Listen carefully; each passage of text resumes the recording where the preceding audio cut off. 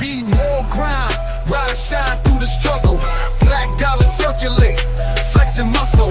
Politics and biz building walls like pipes. Motown soul rap mixed in the fix. Tiny cover spitting truth, microphone holder. Past the noise scene, watch growth in the folder. Black biz bright spotlight in the dark.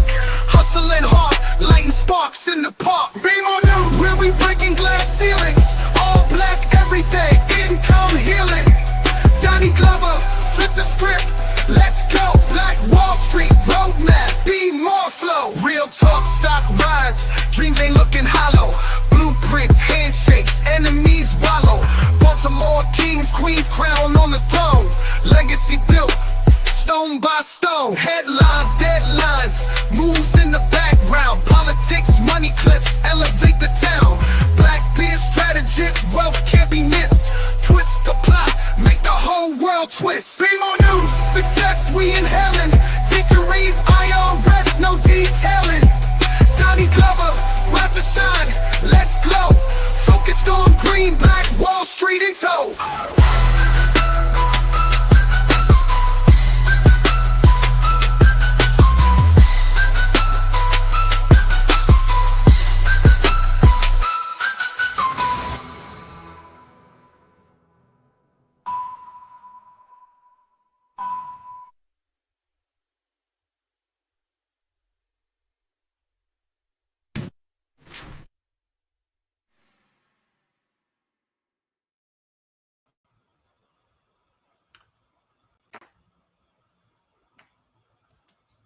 First name's Donnie, last name's Glover, in it to win it for the long haul, baby.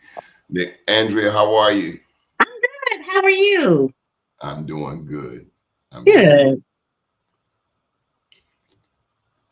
Long time no see. I know. It has been a minute. So I need to bring you up to speed on what we've been talking about on this show as of late. Okay. So, one, is great to have you. Thank you for agreeing to be on. And we are very interested in you sharing your story. We've posed the question, who are we? Are we, we're titled as African Americans, but there's an awakening that's happening, particularly among, I would say, people 40 and under, who a movement even of younger people reclaiming their indigenous history, lineage, and rights.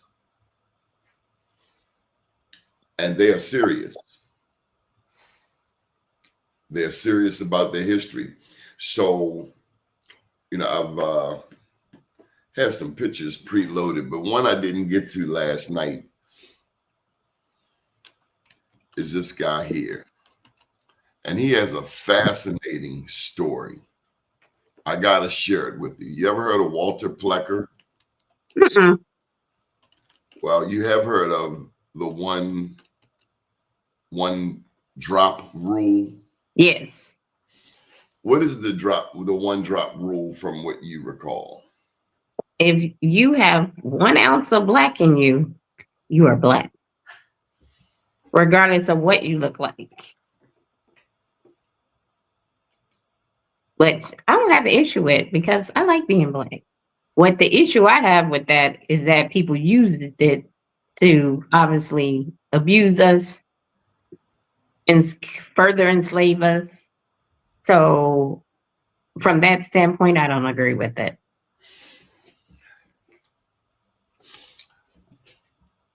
Those are valid points. Those are valid points. I wanted to share, I did a little research on this guy. One drop rule. So this is what happened. He was in Virginia. He was an American physician and public health advocate. He was the first registrar of Virginia's Bureau of Vital Statistics from 1912 to 1946. He was a leader of the Anglo-Saxons Club of America, a white supremacist organization founded in Richmond in 1922. He was a eugenicist and a proponent of scientific racism. Plecker drafted and lobbied for the passage of the Racial Integrity Act of 1924 by the Virginia legislature. It institutionalized the one-drop rule. I want to go a little bit more into this Racial Integrity Act. The Virginia General Assembly enacted it in 1924. It reinforced racial segregation by prohibiting interracial marriage and classifying as white a person who has no trace whatsoever of any blood other than Caucasian. The act, an outgrowth of the eugenicist and scientific racist ideology widespread at the time, was pushed by Walter Plecker, a staunch advocate. So in short, there were people who were Native American who got reclassified just based on their physical looks by people like Walter Plecker. So you may be, your grandmother and your grandfather may be Native American. So you are like 2/4 Native American. So this one drop of black blood actually canceled your indigenous history, lineage, and ancestral rights. So according to my research, tens of thousands of black people in in Virginia were reclassified. Okay. I wouldn't be surprised. Because if you were Native, you were entitled to land. Yeah. They didn't give us land right away. That came much later, but yes. So enough about him. Let's hear your story. So my grandmother is my great grandmother is Native American. And so that makes me like 1/16. But on the Cherokee Nation roll. So I identify as Black and Native. Just only because growing up, my grandmother was really big into, researching our lineage. So we found out where part of our family came from, which was Senegal. So I identify as African and Native American. And so my experience is a little different because in Oklahoma, we have 72 plus tribes. Every tribe is different. And every tribe is different on how they treat us as Black people. I don't know if you saw in the news about a month ago where in Tulsa, the freedmen won their rights for Creek Nation. So, yeah, so a lot of freedmen were denied their rights to be natives. And so, like I said, Creek Nation just wouldn't recognize if they didn't feel like you were born and you were on a recognizable roll number, they would not admit you into the tribe, which there are benefits. Cherokee Nation, Creek Nation are the top 2 tribes in the state. And so from a benefit standpoint, you have free medical. I don't know if you want to use it, but we do have free medical. If you go to any Native American clinic, hospital in Oklahoma, you can access free medical, and dental and vision. If you are going to stay in Oklahoma, you can get on the waiting list and they will build you a house. Also, if you attend college in Oklahoma or a state that offers Native tribal reciprocity, you can attend for a very discounted rate, sometimes free, depending on the cost of the tuition. And then just coming together. So, like I said, growing up Cherokee Nation, I didn't deal with any racism from the tribe. The racism I dealt with was from white folks in school. Because at that I'm in my 50s, and at that time, we had all those Hell, cowboy movies. I thought you was like 25. Oh my God, you got jokes. I'm a whole grandmother. Yeah, but yeah, so a lot of teachers, when I first entered school, would say like, "Oh, you're Native American, you're a bad human, you come from generations of bad humans because they're murderers." And so so for a lot of years, I just wouldn't share it with in school, um, that I was Native American. And some of my friends dealt with that too in the elementary school and middle school. Um, You were but they were almost shaming you or trying to shame you. oh yeah, uh, like I said, within the tribe, we didn't deal with that. It was a very welcoming space, a loving space, and you'd go to powwows. We had field trips. Like it was fun. But going to school and white folks putting their spin, unsolicited spin, um, you question your identity. For a lot of years, I was like, I'm a bad person, and I didn't. I should have told my grandmother, or my mother, but I didn't. So let's unpack that a little bit. When you think about Indian territory, and I wrote this is my second book, I Am Black Wall Street, came out in 2021, 100 Mhm. years after the destruction of Tulsa. And I learned that those first people in Oklahoma came by way of the Trail of Tears out of Florida around 1843, led by Chief John Horse. Yeah, so like I said, in Oklahoma, we have 72 plus tribes. And so they came from Florida, they came from here, they came from all over. So I guess I can't name all the tribes, but there's quite a few. From Sallisaw, Osage, Comanche, Oswego tribe.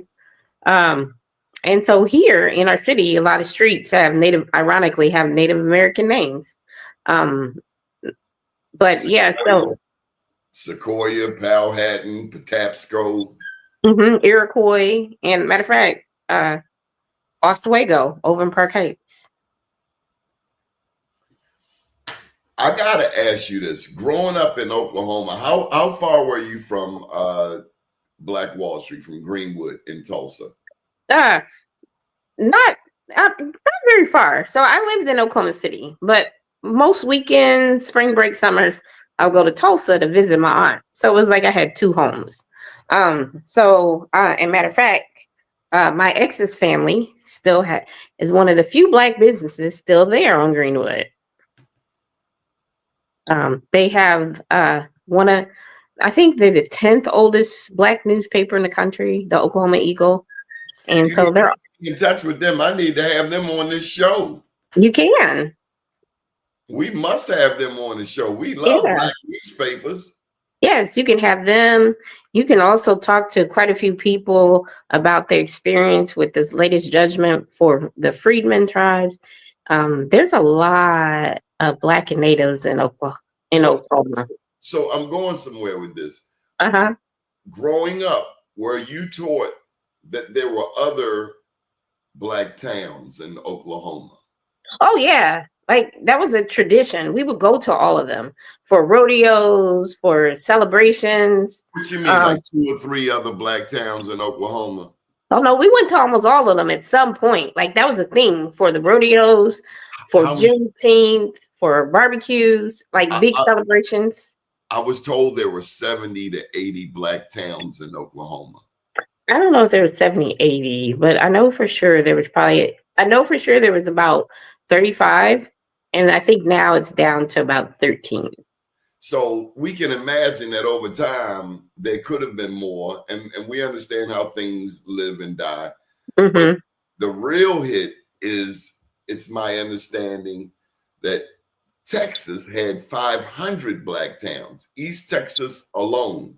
Oh, ironically, yes. That's where I spent some of my summers too with my dad in a little bitty town called DeBerry. So you have DeBerry, you have Karnak, you have Carthage, Midlothian. They're all right there in East Texas. And then it's on the Louisiana Texas line. So you had some towns in Louisiana. And then if you go north for about 50 to 100 miles, you'll end up in Arkansas. And there's also Black towns in Arkansas and that whole Arklatex region. Do you find, so you're in Baltimore now, do you find that people in places like Baltimore have any idea of what you were exposed to growing up in Oklahoma City in terms No, of not really. Black history? No, not really. And I'm teaching. I've been teaching for with Baltimore City Schools. I've been with them for about 3 years now. God And bless you. God bless you. We need to lay hands on you. so I love it. I love it. Like I go to work happy every day. But I also spend a lot of time helping other teachers and just myself really working on some intentional lesson plans that help students learn. And so when we get to the Native American part, some schools are open to talking to people that are from Oklahoma and Texas or New Mexico. And some people are like, nah, I just want to get through the lesson. But I feel like if you really are intentional with the lesson, then students can really understand diversity. They can ask questions, things of that nature. We had on the show last week former Delegate Tiger Davis, and he Okay. is a huge advocate for veterans and anything having to do with veterans and Black soldiers. He's there. He's been a huge advocate for people who were formerly in the military who were trying to get their VA benefits, and part of a national network of veterans. But he said he was called out once by an Indian elder, native chief. You got to watch the language on this show because you don't want to get corrected. But an indigenous chief corrected him because in this one situation, Tiger was celebrating the Buffalo Soldiers, and the indigenous elder was like, "You don't expect me to applaud, do you? These are the cats who we had to fight on the prairie." So Tiger had to think about that, he said on this show, and how he had to rethink how he presented that in certain circles. To other African Americans, it can be an empowering thing, but if you're looking at it from an indigenous perspective, they're like, "Oh, we ain't big up in the Buffalo Soldiers. They took out our soldiers." And the thing is, here's the real hit. They were both Black, the Buffalo Soldiers and some of the Native Americans. And so that's another thing that's going on, this whole thing about the natives. And I'm not calling on you to be a haploid expert, but this show, they get deep into the DNA of the Native American. Are they from Asia through the Bering Strait?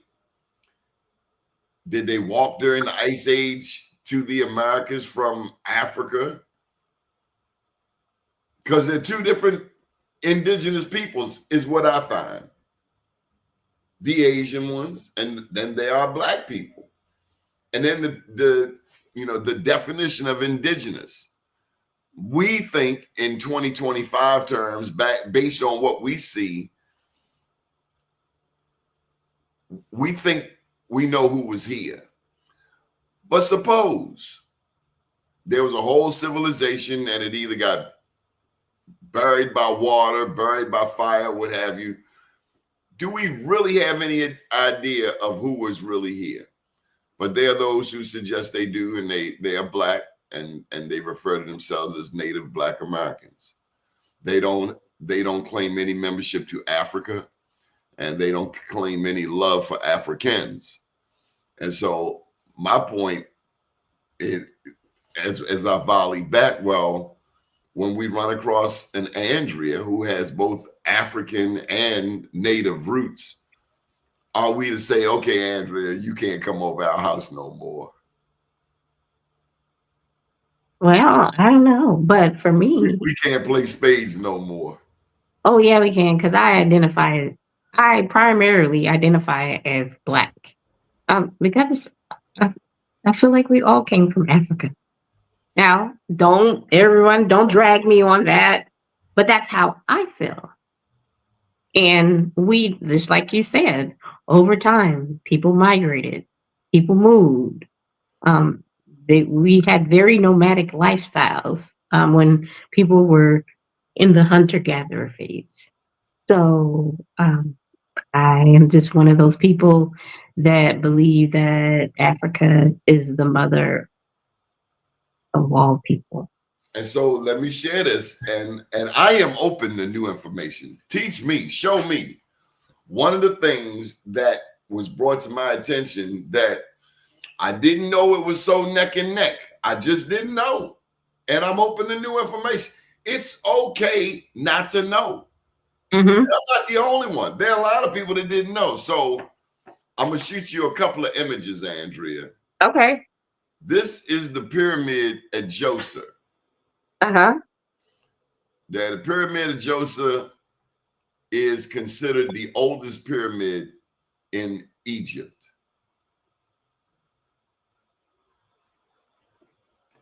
Now, I ran across, now, did you know that there are more pyramids in the Americas than in Africa? No, I didn't know that. I didn't either.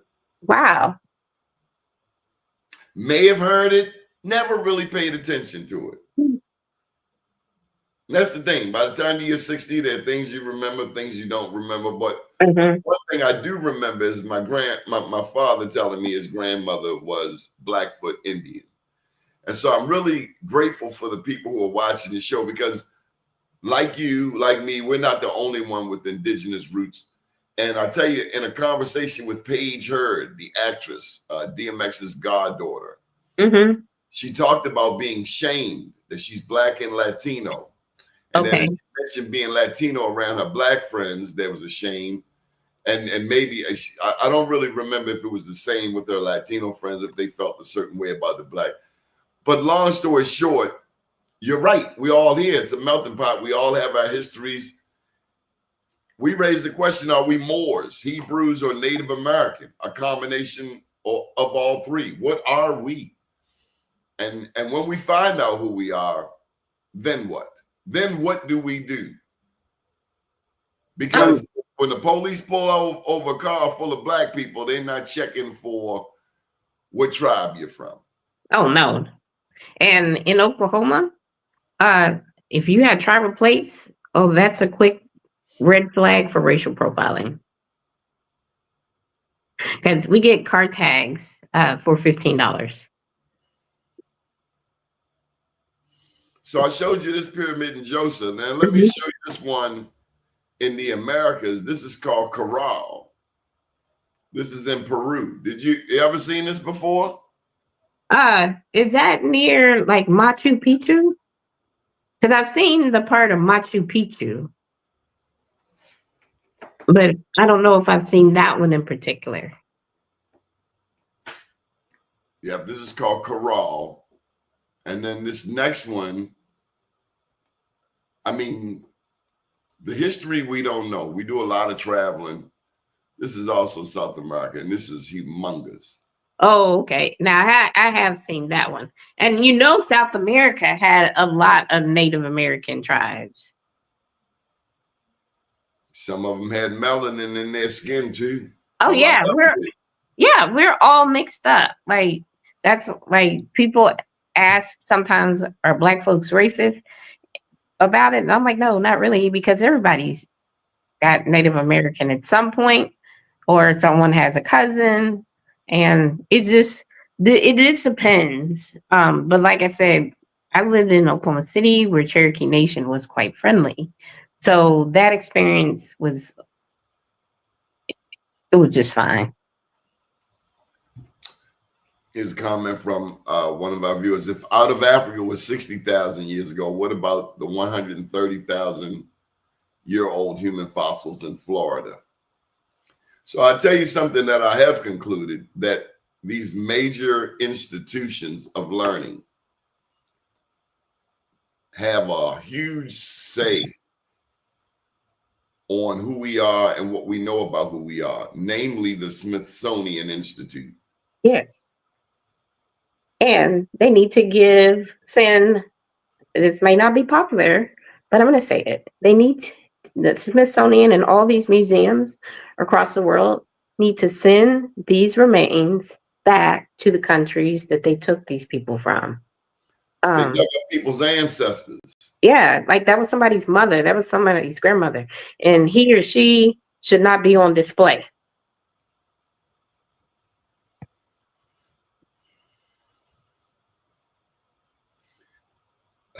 CRU saying we have the largest and the oldest.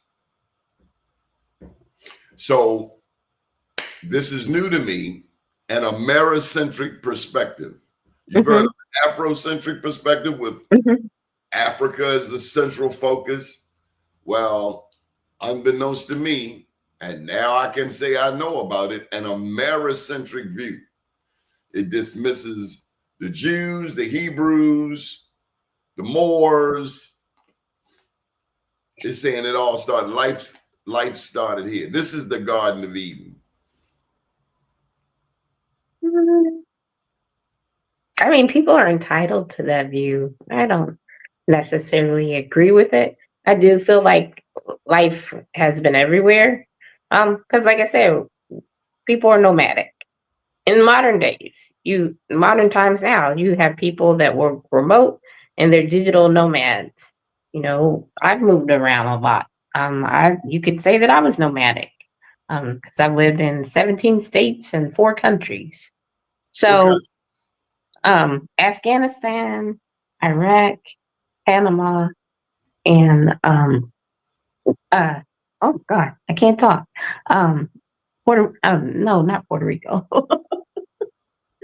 Wait a minute. Let me see. Afghanistan, Iraq. Oh, Kuwait. Was that military? No, I wasn't military. I worked during the summers. My kids would go with their dad. So I would work during the summers in these countries as a contractor because it paid good money and it was tax-free. But you're risking your life. I did, but we do that for our kids. They might be a little hungry. Even their dad was like, "Why would you do that?" No, I'm like, they might just have peanut butter and jelly. We'd be all right. You went to the hotbeds. I did. Afghanistan and Iraq. I mean, tell me this wasn't around 2002 or so. It was around 2007 and 2008. Now, when I was, yeah, it was. Now, when I went to Panama, that was just to go to see what it was like after college. But yeah, I went there. It was not easy. You were in a kidnap zone, weren't you? Well, so in Iraq, the compound where everybody was housed was Saddam Hussein's old castle. And so they turned it into a compound. And, you know, over there, we're not under American law. And so you have people from all over the world as contractors. And so you have like 10,000 men and maybe 1,000 women. So just from a safety standpoint, now some people go over as couples. That's what I did. So I was okay. But yeah, I mean, it's a big risk. And when you go to Afghanistan, they don't always tell you the truth. So I was with Halliburton. And so they said we were going to one location in Kandahar. And then we ended up going out in the middle of the desert. We didn't even know where we were. And so, you know, in that, you know, they're throwing bombs at the bus. And I saw the movie. I got it upstairs, Kandahar.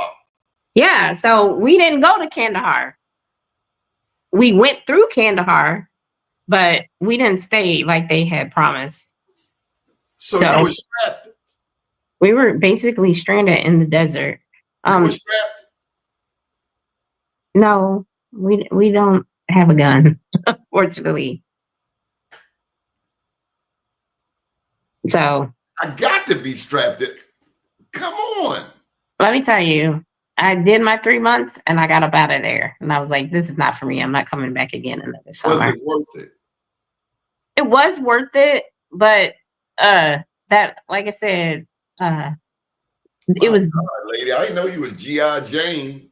That's why I joke with my kids. I'm like, don't you act a fool, because I didn't sacrifice my life for you.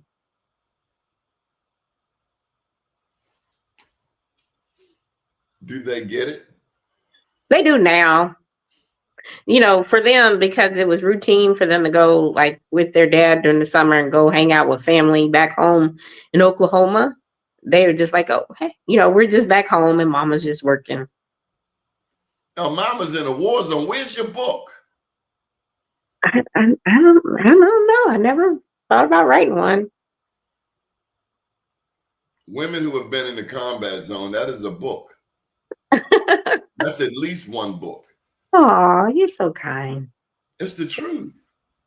I've been to Jordan, and let me tell you, the last night, this was 2002, just as the U.S. were landing to invade Iraq. The last night, they slide a note under your door saying, by the way, you're in a kidnap zone. Oh, wow. Well, thanks for telling me. But I'm from Baltimore. We kind of figured out something about, you know, when we first landed. We kind of sensed it was a little. Right. That's what I tell people all the time, because I hear people say, oh, I don't mess with Africa. I don't deal with Africa. It's crazy. I'm like, you live in Baltimore. You can handle crazy. And it ain't even, I tell them, it ain't even that crazy in some places. Yeah, but there's always a difference when the people with authority have the weapons. That is true. When we were in Ethiopia, during the daytime, we went out to one of the villages. There was no problem getting through the road. When it got dark, coming back through the same road, there was a sort of toll. Oh, wow. A road stop. And you need to give them some flus. Oh. Yeah. You need to give them some type of token. I believe it. You got to pay the toll. And let me tell you, were they welcoming of you as an American? I didn't really have any issues because there was, like I said, it was so many people, so many working parts. People just kind of mind their business. And then at that time, you know, they were still trying to boost morale. So like they had concerts. We received care packages with cookies and things like that.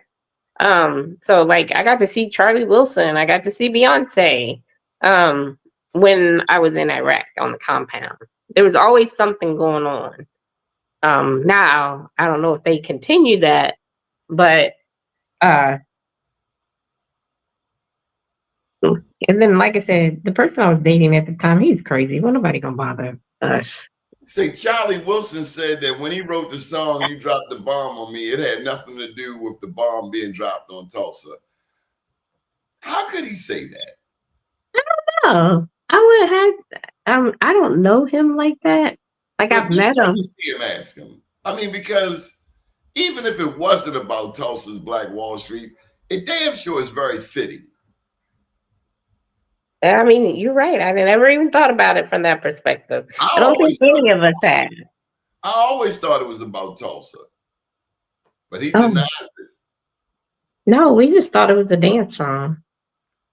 He from Gap. He from Greenwood, Arch and Pine. It's Black Wall Street. Who else says they dropped the bomb on me? Who else did they drop a bomb on except Move in Philadelphia? That Black is true. Like I said, I never thought about it from that perspective. people.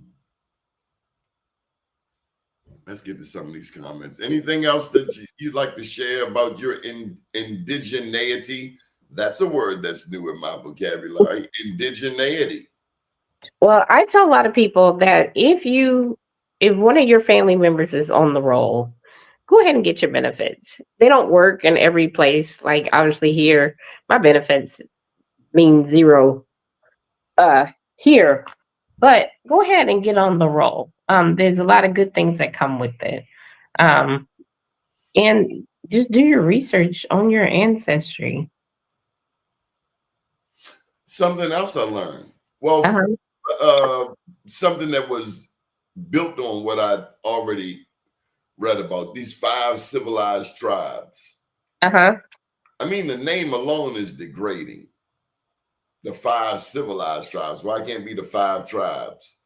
I agree. When they go into civilized, that means that they have been Christianized. Yes, that didn't come from Native Americans. That came from White uh, people. white supremacy. Yes, because just like you said, during the Christianity, 1920s. then you're civilized. And that's part of the eugenics and eugenics movement. Um, the what they call the noble savage. So Do we really understand the eugenics movement? I mean, how many people know that Planned Parenthood is a part of the eugenics? I don't think a lot of people understand. I think it's something worth teaching, and the fact that we're in Baltimore City schools, we have the levity to teach these things.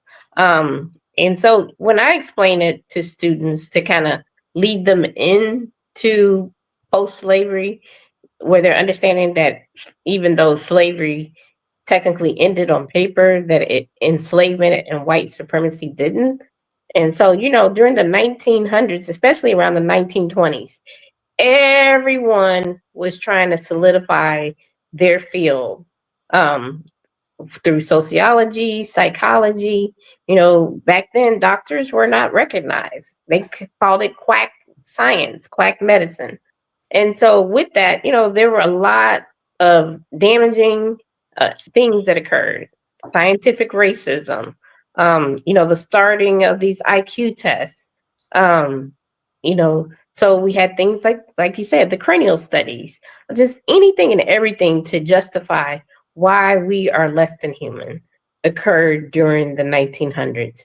That And takes a really sick individual because as yes, you're talking, it makes me think of the guy they call the father of gynecology, Dr. yes, J. Marion Sims, that son of a rat. He would like do how did you do experiments that to on a women woman? without anesthesia. J. Yeah. Marion Sims, a savage, a sick animal, Mm-hmm. a damn Frankenstein. Yes. Or we think of on Planned Parenthood, how many of us know that Planned Parenthood has killed more black babies than anybody? Yeah. And the other side of that, in the very beginning of eugenics and euthenics, there was forced sterilization on Black and Native American women. All through So North Carolina, among other places. yeah, so like I tell people all the time, when sometimes people want to be racist against us that aren't white, I'm like, if you get pulled over, they're gonna call you the N word too and say, nigga, get out the car. So we do better together than apart. So I got you. But I gotta tell you this. Hmm. What's interesting, what's really interesting is what we see in Baltimore's black neighborhoods today. I see non-black people down here running around crazy, half naked, high on drugs, Yeah.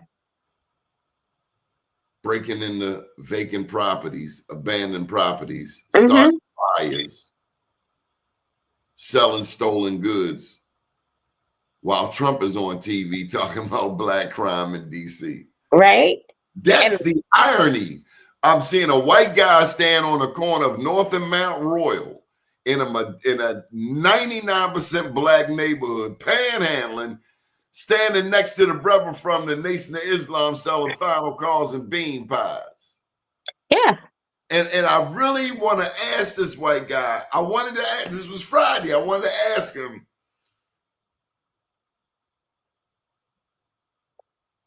but I didn't. But I thought it. Don't you have a lot of gall down here panhandling off of black people while there are people like the president painting a picture of black America a certain way? You bring the police, the National Guard to DC, but you didn't on January 6th. Yep. And that's the judgmental piece that comes along with this American entitlement.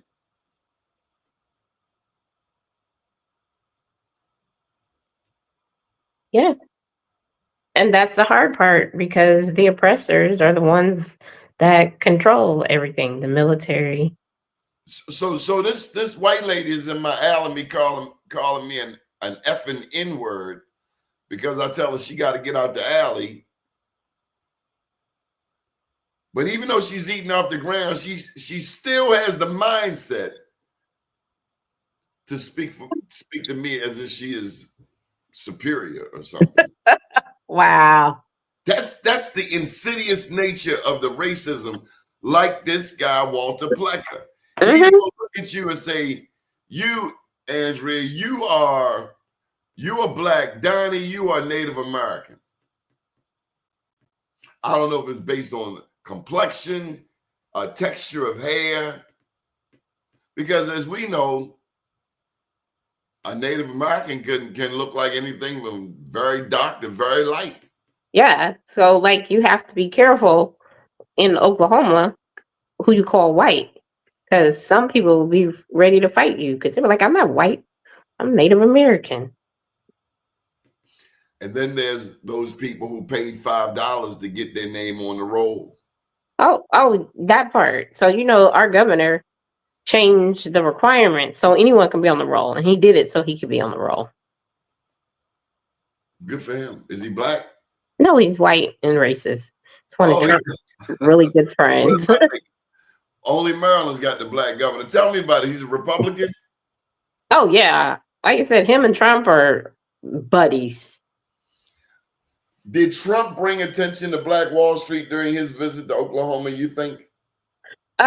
So, he tried to do his visit during the 100-year celebration or memorial. And so that was intentional. He knew the date. The only thing, that visit failed miserably. Because you remember, they thought they were sold out and they only had one section of people. They had less than 3,000 people. But yeah, it was intentional. Do people in Oklahoma fight to be on the DAWS roll? Do they fight to be registered as a Native American? Guess I should DAWS roll. Well, so right now, like I said, a month ago, they granted freedmen their rights. So it has been a fight. If you were not on the roll, it's very difficult at times to prove that you're on the roll. And even when you have the proof, depending on the tribe, because each tribe is different. I had no idea that Creek Nation was that racist. I've worked for Creek Nation and had a good experience, but I had no idea that my friends that were black were going through that until a few years ago. What'd they go through? Being denied, even though they had the documentation, they were denied. I remember after this last election, a black lady put a post up. She said, don't ask us to support SHIT. We supported every cause out there. But whenever we get up here, and they were mad that Kamala didn't get more support. But her point was, don't ask us to support anything. Because everything we go and support, after you people get, I said it, after you people get what you go for, then you kick black people to the curb. Mm-hmm. I've heard this in the LGBTQ community. I've heard it in the political community. We see it here in Baltimore. Yes, I'm all day one every day. Democrat, but I'm not a proud Democrat.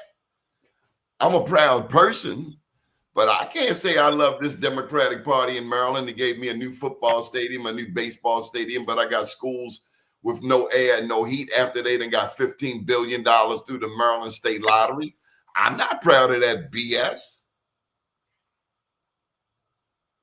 Yeah. We have failed the generation behind us.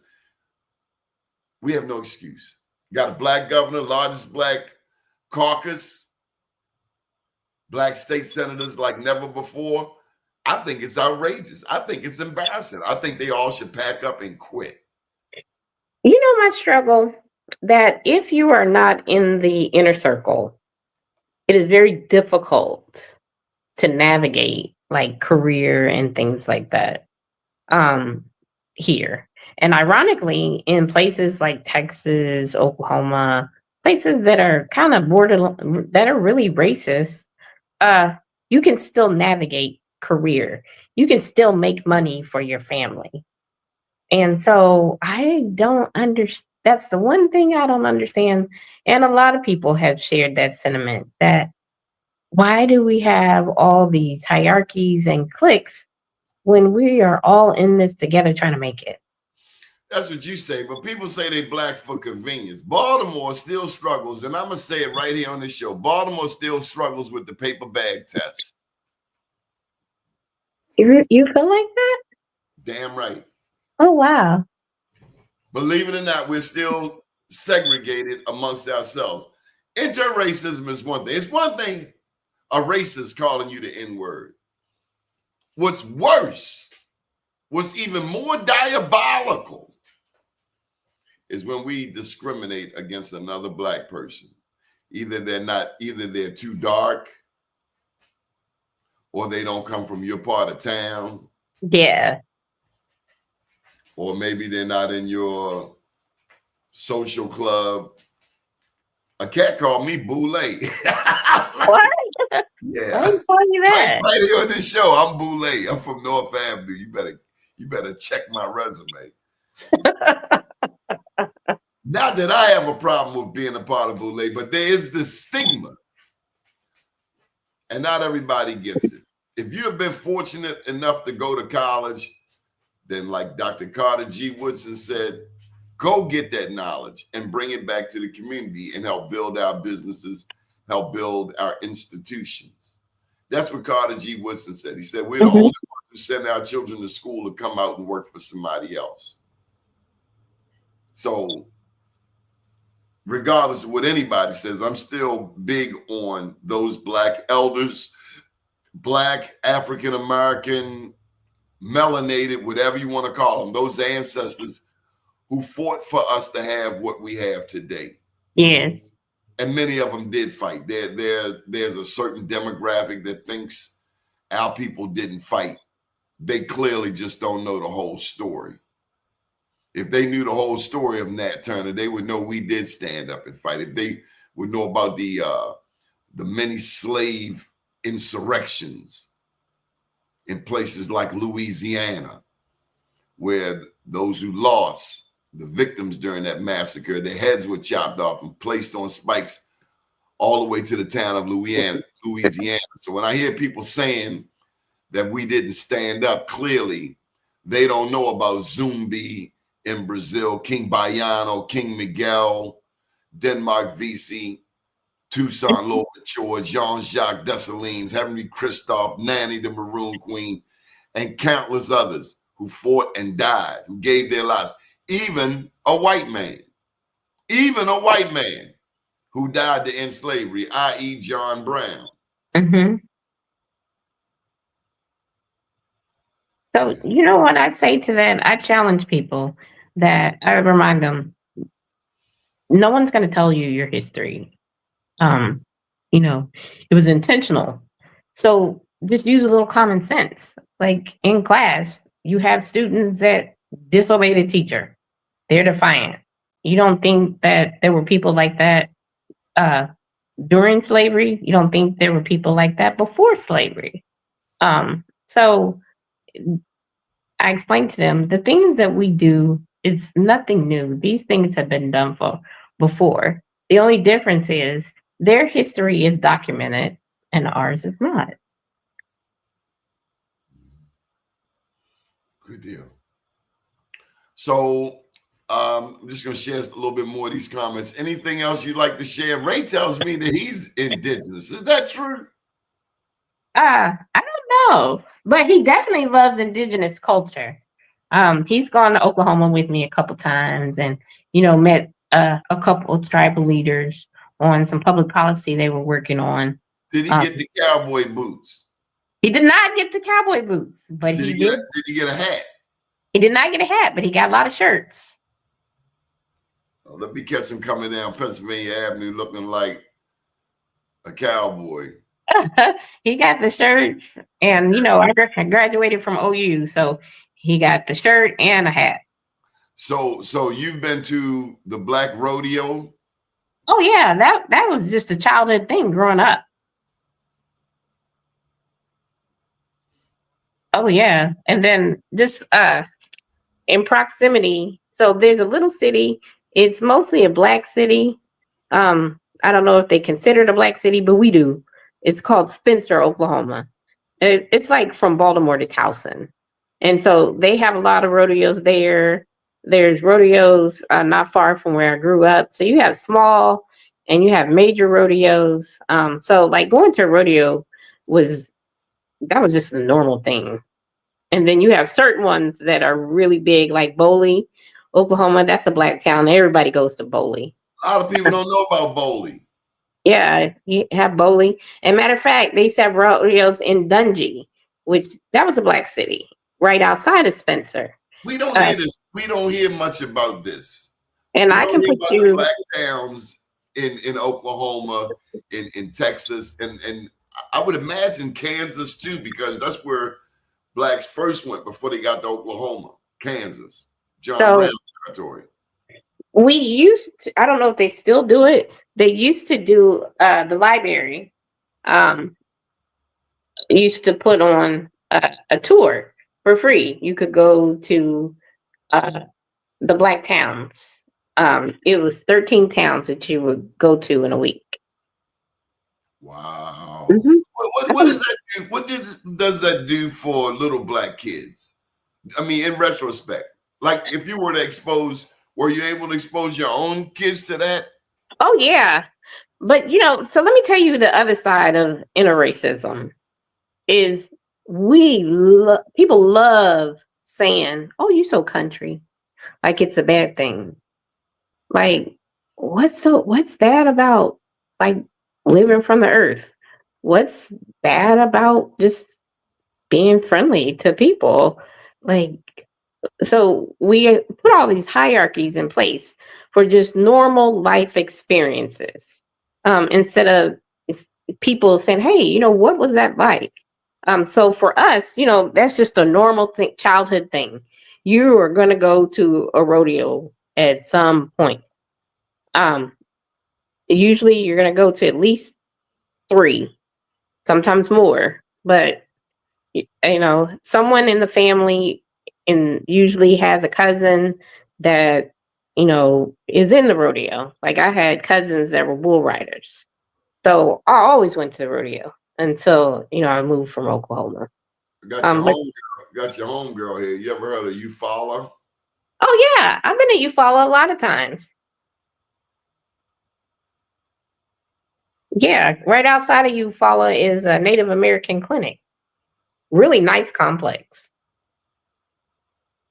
And they are welcoming the black Native Black Americans. Okay. So the people in general, yeah, the police and highway patrol, no.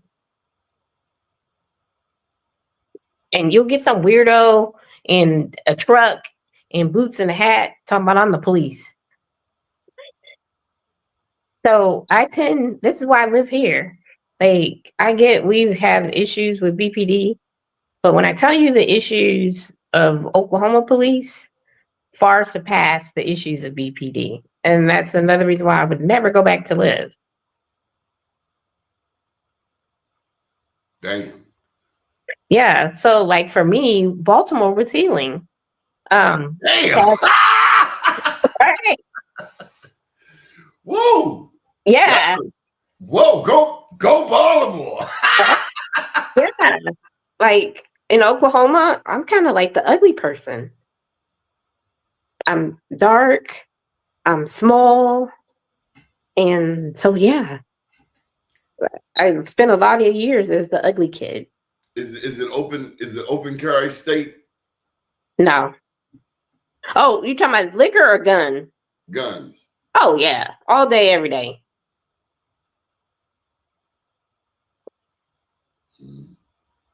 Yeah, and then that's another thing you grow up with. Like you just automatically grow up with a gun. Girls, boys. Now this generation, no, because they don't do nothing but text. But growing up, yeah, like that was like a rite of passage to get your first BB gun.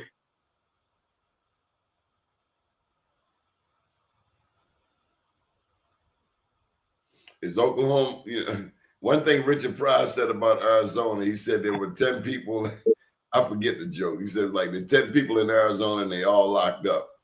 He said he went to Arizona State Penitentiary. He said that's where all the black people are. Right? Speaking indirectly to mass incarceration. I mean, it's the same issue down there. You have the mass incarceration, you have intraracism, where like you go to Oklahoma, black men do not like black women. They won't even speak to you. Huh? Right?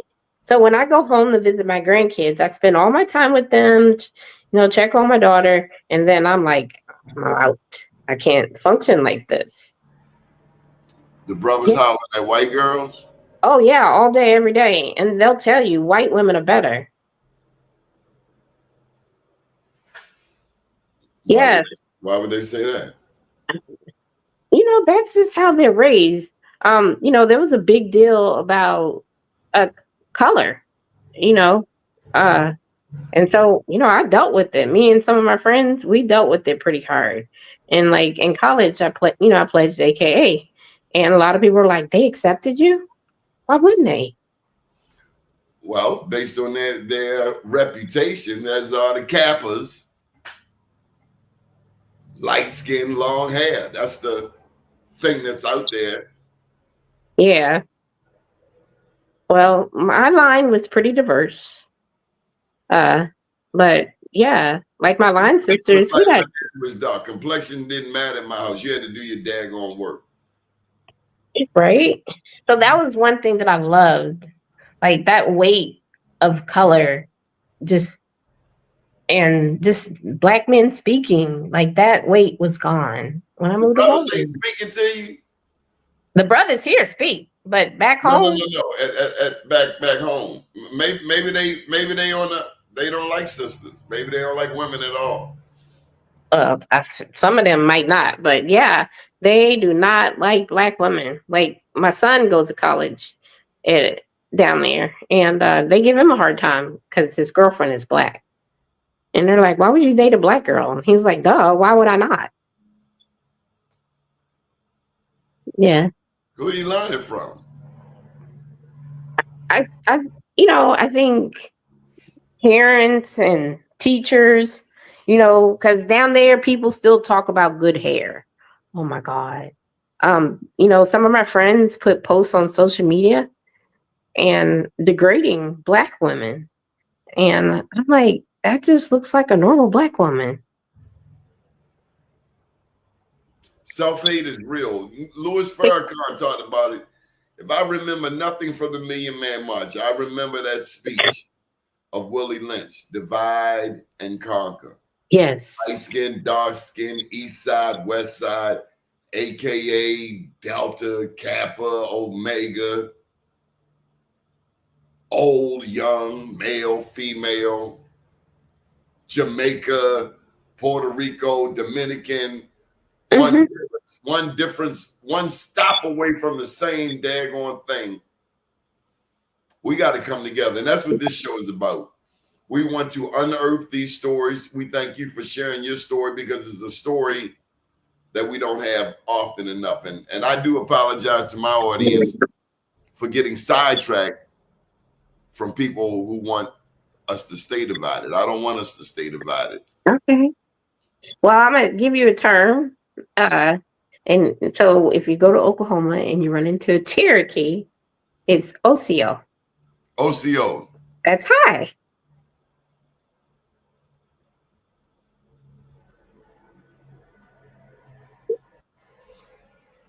Yeah. Yeah. As you can see, it never ends. Well, anyway, how long? When did we first meet? And were you a journalist at some point? I wasn't a journalist, but I've always loved writing. I have always loved writing. And a couple of people are like, they're like, you need to write a book. You need to do an op-ed. But I'm just like, oh, they're going to, that negative self-talk. But we met when I first came to Baltimore. I think we met through Haki. Haki and me. Uh-huh. And yeah. And because you had me on the show talking about not Black Wall Street, but there was a mass murderer on the loose in Tulsa. Okay, but we did have, upon meeting, the Black Wall Street conversation. No, we never have. I've sent you some pictures and I've tagged you in some events. But yeah, we've never had the conversation. And I served on the first panel. There's a second panel, but I served on the original panel. For the centennial? No, not for the centennial, but actually for the memorial, the initial memorial for Black Wall Street. So at that time, the name has changed, but at that time it was called the Race Riot Commission. And ironically, Johnny Cochran came down and supported us with testifying before Congress. There were still a few survivors on the panel. A lot of people passed away, but there's still quite a few people that are still alive from the original panel. Well, I can tell you, I know that there are 3 official Black Wall Streets, not just in Tulsa. Tulsa's Greenwood is one. Mm-hmm. The other 2 being Durham, North Carolina, and Richmond, Virginia. Yes. But unbeknownst to a lot of us, Oklahoma had it going on. Oil. Once they founded the oil, Sarah Rector, the richest Black girl who ever lived. But this whole indigenous Native American story, that some people have been shushed from telling, it's one that we like to dig into in this show. And so we have to have you back. You have to bring your friends. As you see, you got some homies on here. And but thank you for sharing your story. Thank you for having me on the show. I hope it's been worth your time and effort. Oh, yes, for sure. This has been wonderful. Good deal. Assalamu alaikum to the brothers out here. Tantamoon, peace to you. Midnight, I wanted to get this comment in. I met Eagle Eye, the original Black Indian from Mystic, Long Island, that taught me a lot of pertinent information about his tribe. Thank you for sharing, Midnight. This is from Pan Africa. The Shinnecock Indian Nation is one of the oldest self-governing tribes in the state of New York, the Shinnecock. And you're right, there's so many names that are all around us that we just don't pay attention to. No. Patapsco, Iroquois. This is from again. Eagle Eye, the original Black Indians, he was not aware of the Black Indians located in New Orleans. I played the song, and you know, my Indian read for him to hear, and he was shocked. My mother's from Barbados, so I was in New Orleans recently, and let me tell you, you can feel the ancestors in New Orleans. I don't know about anybody. Yeah. When I go to New Orleans, you can feel the ancestors hugging you, lifting you up, celebrating you. Yes. But they celebrate, particularly during Mardi Gras, and we got to get our crew from New Orleans back on here. They celebrate. They have a Black Indian costumes, the whole nine. Yes, they do. I've been there for some of their events, like in October. And it's just fascinating. But what's interesting is getting people to tell you the story, the oral tradition. And that's what happens on this show. A lot of people share the oral tradition. I've shared what my father told me. Other people share what their grandmothers have told them. And so the oral tradition is very alive. It's very much alive. I do not deny it at all. Again, I'm about us coming together, though. Now that we have this newfound information for a lot of people, and it's okay not to know everything. Right? It's okay. Nobody knows everything. Not a person out there. We're all learning. And if this isn't fast enough for you, then maybe you got to find a more advanced show. But we're about bringing along the masses. They say if you want to go fast, go by yourself. If you want to go far, go together. And so I'm interested in going together. Big ups also to Brenda Bennett. This lady gave me some really encouraging words, because sometimes when you go out there, you step out on a limb and start talking about a topic that's like Native Americans. Everybody has an opinion, and you're never going to please everybody. No. But I figure if they keep tuning in, then maybe somebody is learning something. And what we really hope to do is bridge the gap between the younger and the older, because that's what's not happening. Not just on this topic, throughout our community, the older and the younger, we need each other. Yes. If we listened to our parents more, we probably would have more money. Oh my God, you are so right about that. They didn't play certain things. Yamasee, you know about the Yamasee? What's the that? Yamasee is the people down in the Southeast. I think most of the Black Native Americans were in the Southeast. That's my general understanding. When you look at a map today, it's the Southeast. And Florida, I can tell you this, Florida was much larger than it currently is. It was all the way over to Texas. They call it La Florida. Mm-hmm. And matter of fact, if you made it there, you could get your freedom. I wrote about that. Oh, wow. If you agreed to fight for the Spanish crown and convert to Catholicism, you could get your freedom from the Spanish. The Spanish own La Florida. The French own New Orleans. Yeah. Yes, New Orleans is very powerful. Mafia Shakur, we appreciate your insight. 410 Baltimore to New Orleans. That's right. I love, man. New Orleans is an extra. Then Lord, they get you stuck in the airport. You're gonna go through something, maybe. But the gumbo is worth every bit of it. My God, one bowl of gumbo. One bowl, just one. I have to make you one. The next time I make one for Ray, I'll make you one. I'll make the bowl. You got to tell me twice. And my boy has a vegan restaurant, 2 Fat Vegans in New Orleans, right on Decatur. Oh, wow. In the French Quarter. Look up 2 Fat Vegans. Okay. PHAT. And he's got a gumbo, and you will not believe it's not meat. You could not have told me it wasn't meat. But anyway, thank you for taking time out on your Sunday evening. And to all of our ancestors who labored, may we think of them as we take this day off, who worked for free, who got robbed, all of the inventions we made got stripped of. Yes. Made me think of George Washington Carver. Henry Ford was picking his brain. The automotive plant. Mm-hmm. Got the plant idea from George Washington Carver, the master of plants. Mm-hmm. I was just reading about a Black man today that invented a machine gun, but died broke. And you was over there working for Halliburton. You know who Halliburton is, don't you? Yeah, that's the former vice president, Dick Cheney. His company. Don't go hunting with Dick Cheney. Oh yeah, he gangster. Dick Cheney will shoot your hind parts on a hunting trip in the face. You talk about gangster.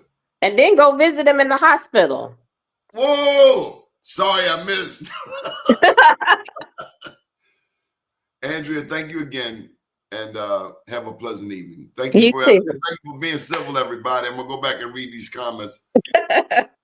Thank you right. very much. And we will return. Do check out bmorenews.com. Like and subscribe to this channel. Big ups to all of the people. We got a message yesterday from one big brother out here. We've been trying to get him on the show. But thank you to all of the people with the kind and encouraging words. I want to get these last comments in. Because if you took the time to put them up there, the least we could do is post them. We as Black peoples have to move away from tribes and make a nation of Black peoples, unity together in peace. Don't care if you're a Black African or Black. Yeah, I'm with you. Count me in. Count me in. And yes, I do have a website, bmorenews.com. For those who don't know, we've been around for 23 years. This YouTube channel's been around since about 2008. I went to the Indian Museum in New York City and saw all of the names on a wall in the Museum of all of the Indian nations. Now I get it. My mother told me we are Arawak Indians. Yeah. You should know what you're talking about, period. Okay. Thank you. Indigenous Black tribes existed in America before the Siberian invaders.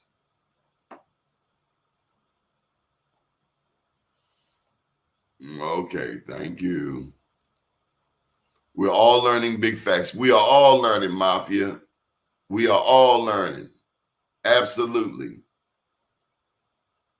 I'm just going to ignore my man here because he just want to stay over there. Choctaw on my mother's side. Big up to the Choctaw. Everything Mad Dog say is just the negative side. Is there any positive side? I mean, he's just hating to be hating. Okay. Do we hate everybody? Yamasee were slavers. That's the first I've heard of that. Up until now, all I've heard were just about them, essentially. I didn't know that they took a side, and so the Yamasee were slavers. The Yamasee were slavers. All Yamasee were slavers? Because I've seen a picture of this Black lady who was a Yamasee, and she looked Black. I don't know if she looked like a slave.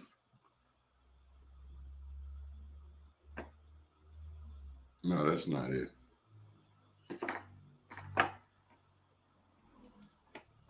Let me get the Yamasee. The Yamasee were slavers. I never heard that. I never heard of the Yamasee. The Yamasee were an indigenous native in the Southeast, known for their involvement in the Yamasee War against the British and for their role in the slave trade. Okay. Originally located in parts of Georgia, Florida, their history is marked by migration and conflict, particularly due to increasing debt. Okay, so the Yamasee were known for slavery. Okay, so what do we do with that?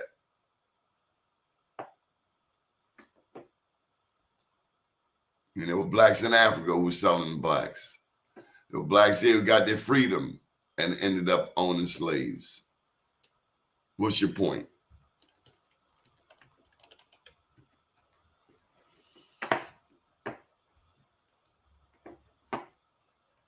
It's okay to not know stuff, but it's like, I know something you don't know, so you must be stupid. Really? Shall we start talking about what you don't know?